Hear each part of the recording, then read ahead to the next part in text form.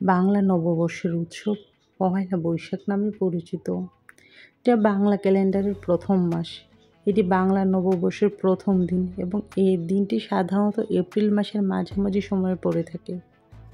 এই ছুটির দিন নবজাগরণ, পুনর্জন্ম এবং আনন্দপূর্ণ।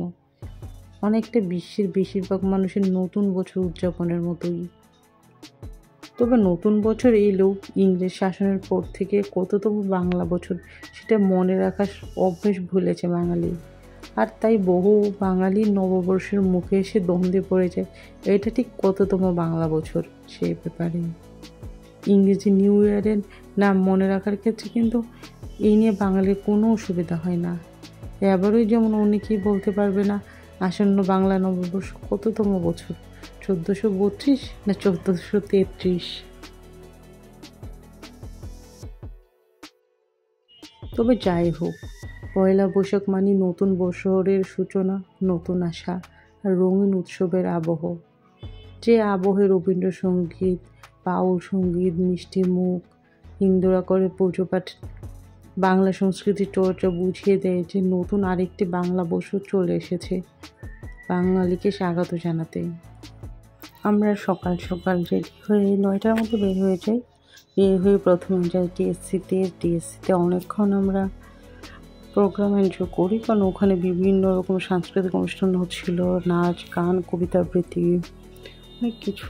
ওগুলো শেষ করে আমরা এখন যাচ্ছি রমনার দিকে, কারণ রমনাতে অনেক অনুষ্ঠান হয়।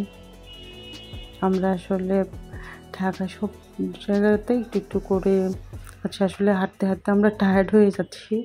আমাদের ইচ্ছা যেখানে যেখানে পয়লা বৈশাখের প্রোগ্রাম হচ্ছে সবগুলো এক নজর একটু দেখে যাব।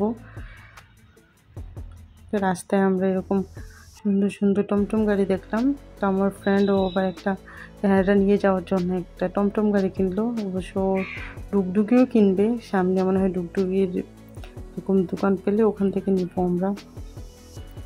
পয়লা বৈশাখ মানেই তো হচ্ছে রং বেরঙের খেলনা, বেলুন, তারপর মজাদার সব খাবার, মানে বাংলাদেশের ঐতিহ্যবাহী যত সব জিনিস আছে।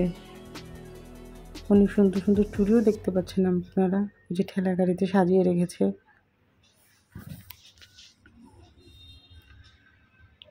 তো এটার দামটা দিয়ে আমরা সামনের দিকে এগিয়ে যাব, দেখি আর কি কি আছে। তো কেনার সাথে সাথে বাজানো শুরু করে দিয়েছে।